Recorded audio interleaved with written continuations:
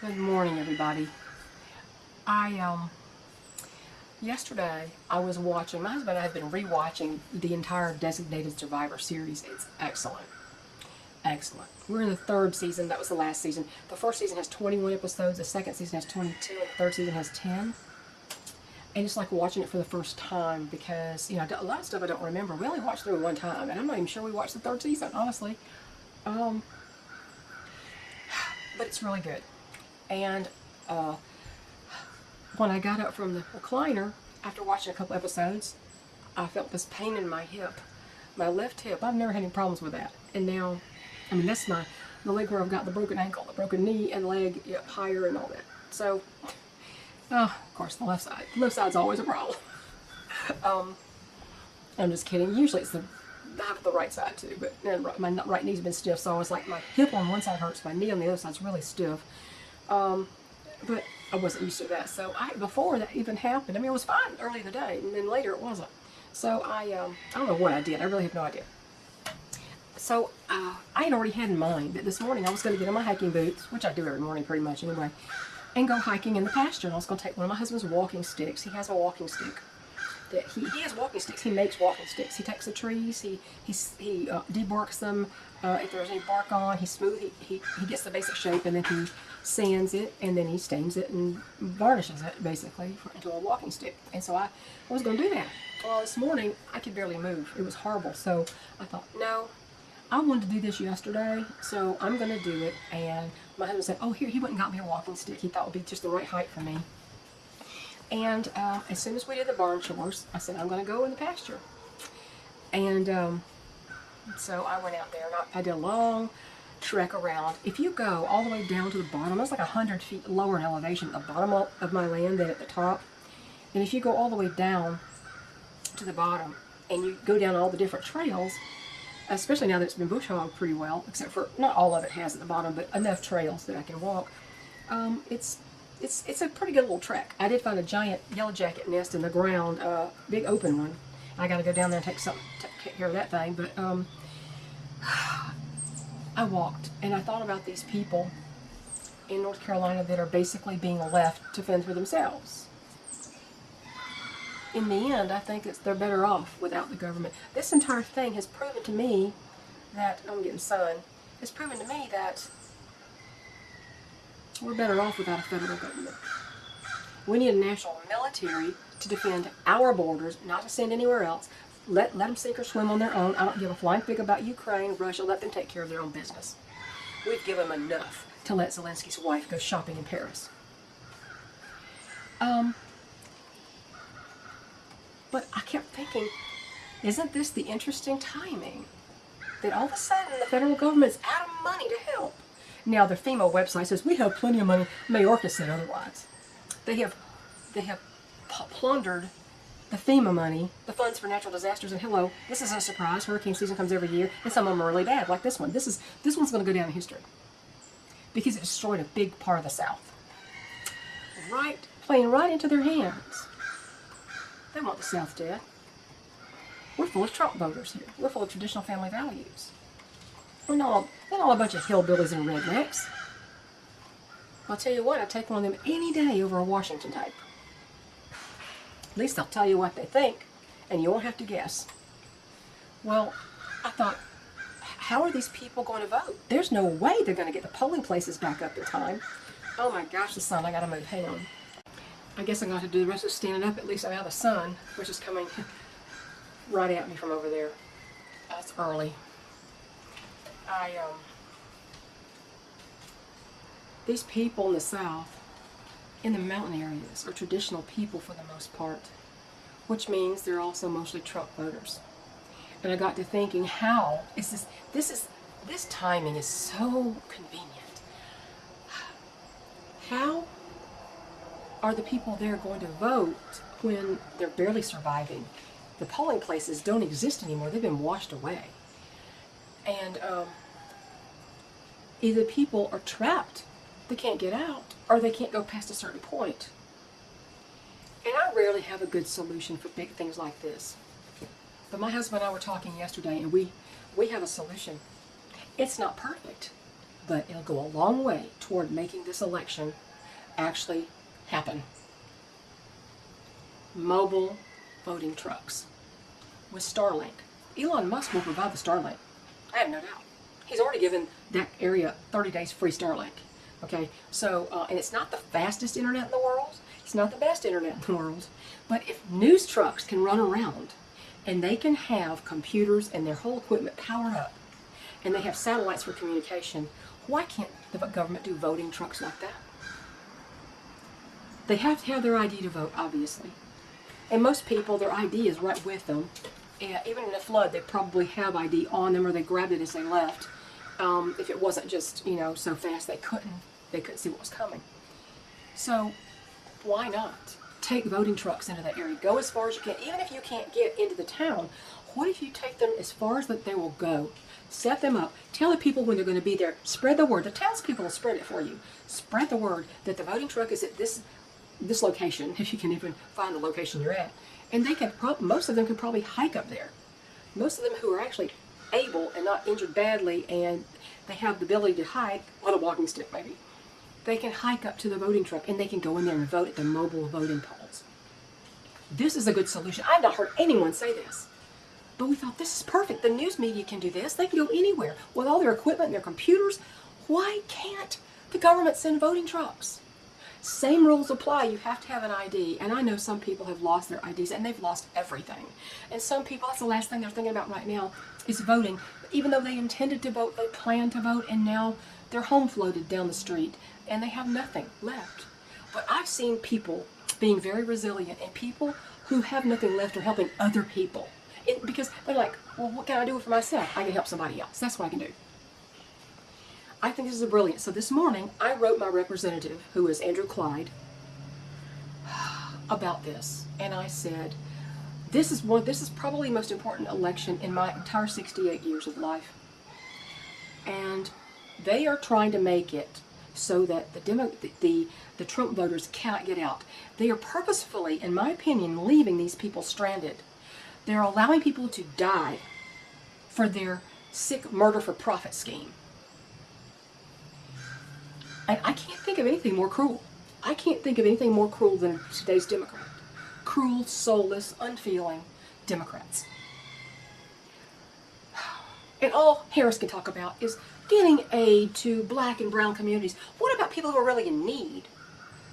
If you are providing disaster relief based on race, you are a flaming racist. Kamala Harris is a flaming racist. And she's even culturally appropriating her blackness. She's not even black. Judge Joe Brown, you know Judge Joe Brown from TV, court TV, he knows Donald Harris. He said, the man who's claiming to be Donald Harris, he said, he's Caucasian and Hindu. He's not black. And her mother is Hindu, she's Indian, therefore Kamala is not black. There's plenty of people who live in Jamaica that are not black. Just like there's plenty of people who live in Switzerland and Sweden who are not white. Besides, Indians basically, the categorization of races, the Caucasoid, Mongoloid, and Negroid, those three classifications, Indians are actually Caucasoid. She ain't black. And she has a commercial where she says something about, well, in court I never asked people if they're Republican or Democrat. I don't believe her. I don't believe her.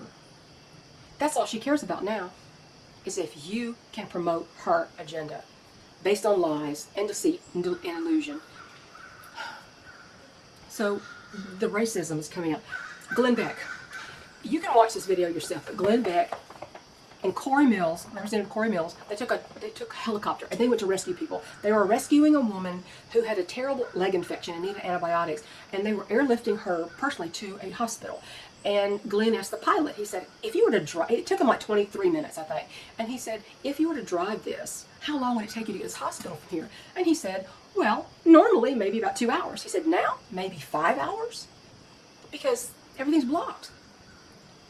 Also, a man volunteered his field for a landing pad for helicopters, people who had their own private helicopters.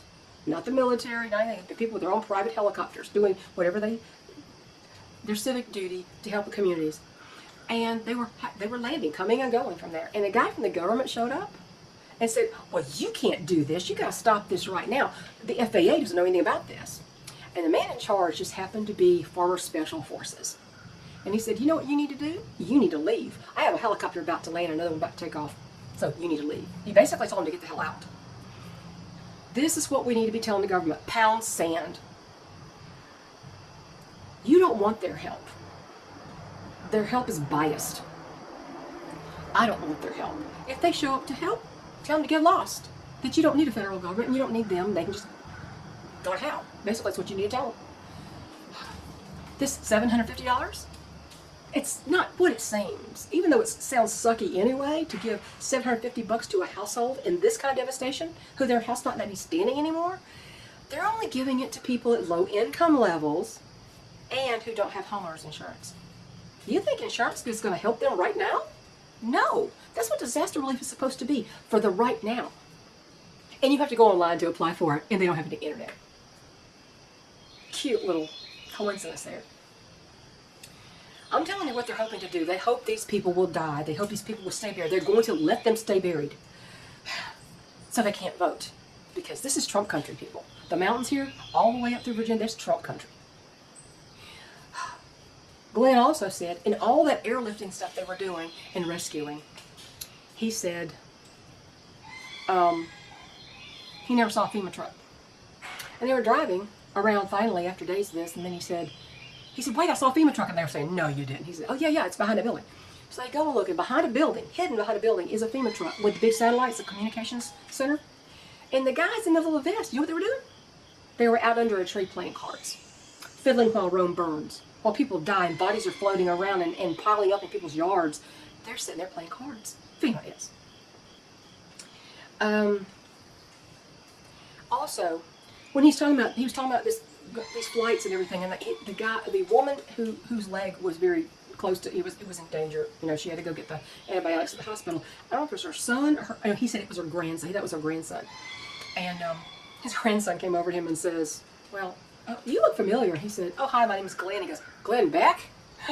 And he was saying if we could just get all these, if we could organize these things, you know, and he was saying he called all the people he knew who were former military, current military, and he was calling them saying, do you know somebody has a helicopter? Do you have a helicopter? Can you get down here to help? And he was calling all his former military. And he said, we don't call 911. He didn't call 911. He called the military. He called his former veteran friends.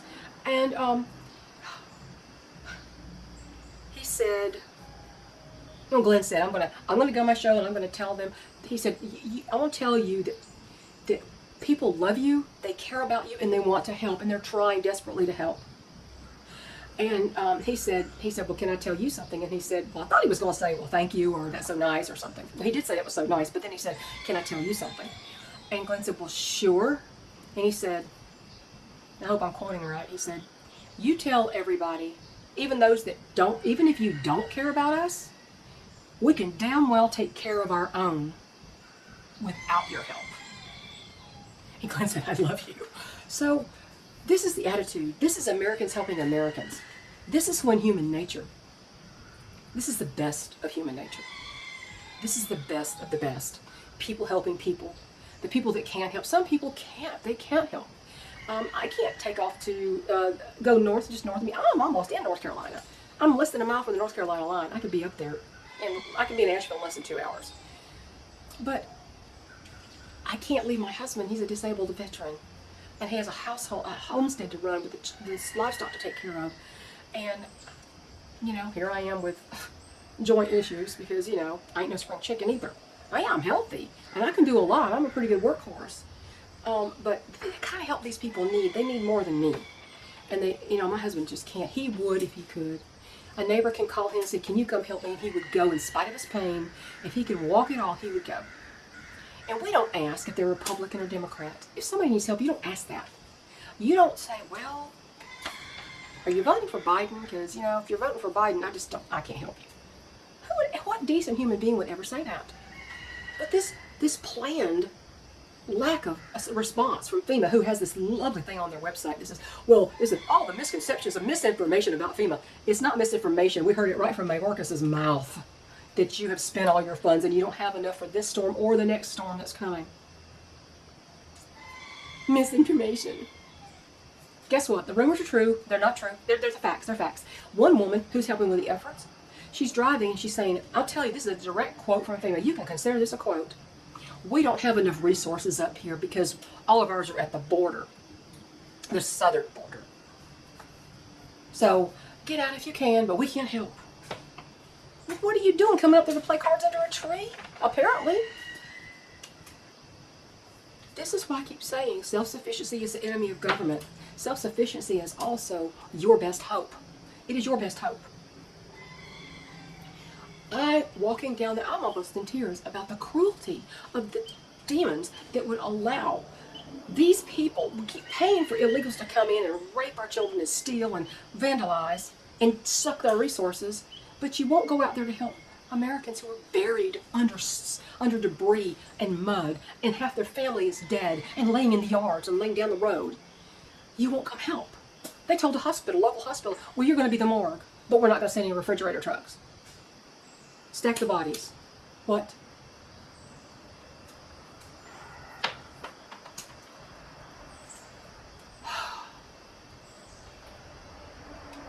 Self-sufficiency is the enemy of big government, and big government is the enemy of you. Tell them to go to hell. You can when you've done something for yourself. And if they interfere, kick their butts out like that Special Forces guy did. He said, you can leave now. We don't. There's helicopters coming and going. Get out of here. He was so pissed. We need men, real men, not soy-eating beta males who can't seem to do anything for anybody, themselves included. So this is a job for real men, real American men. And like one person said, I heard on one video, she said that section, she don't live there, she said that section of the country is full of the tough, hard, scrabble people who formed this country. These people eke down a living from the mountains, from the hard Rocky Mountains, and not Rocky Mountains, big rocky. Sorry, the mountains over here on this side of the country are rocky, and they are much older than the mountains out west. The reason they're so rounded, and somebody calls them bumps, is because they're older, they're worn down. So we got that on y'all in the west, but they're still difficult. There are hollows in North Carolina and all over the mountains where it can be totally blocked off, and you'd have to dig these people out of their little enclave they're in. This is not happening. The truckers are saying that they're not bringing in supplies. He said the load board, where they say this is a job, and this pays this much, and this pays this much, and this goes here and pays this much. And he said the load board is still full, and the jobs are not being taken. Probably because the trucks have been made to park. They've been told they can't go in there. Oh, we're not going to do anything, but you can't help either. That's not satisfactory, and I wouldn't listen to that. This shows how much we do not need a federal government. We do not need the federal government. All they do is make things bad. They interfere with our lives. American people have always been a resilient people. I'm afraid resilience is dying out in a lot of areas. The blue states, forget those people. They're the cause of most of the trouble. But we don't need a federal government. All they do is make things worse. And to let people die, to not help because they are going to vote for the other side, the indifference and the extreme cruelty, that's not even human. That's not even human. And that's exactly what's happening. I don't care what FEMA says, I don't know what the government tells you. Everybody in the ground says different. Same as in Springfield, Ohio. Everybody in the ground who's watching it every day, they say different than the government says. And I will never believe the government over our people. Ever. So, another serious video. I'm sorry about that. This thing is taking up all my brain space. But I just had to get out and walk, and I think it loosened up my hip a little bit. It's not quite as painful as it was when I first got up out of bed this morning. So, yeah, don't just sit down and take medication.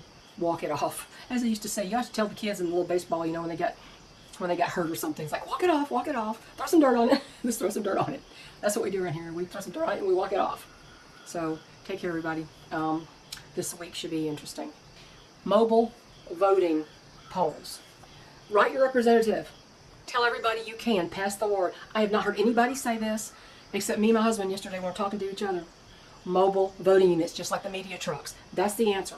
Most people can get out and vote then. Much more people than could do it now when there's no polling place that exists anymore.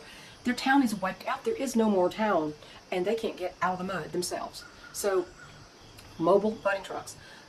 Call your representative. Tell them they need to do that. They need to send that into Appalachia. Because otherwise, there's a whole lot of Trump voters that they just buried in the mud and debris. And they're going to leave them there as long as they can. Just my humble opinion. If you don't like it, there are the channels for you. They can pat you on the head and tell you the government's good.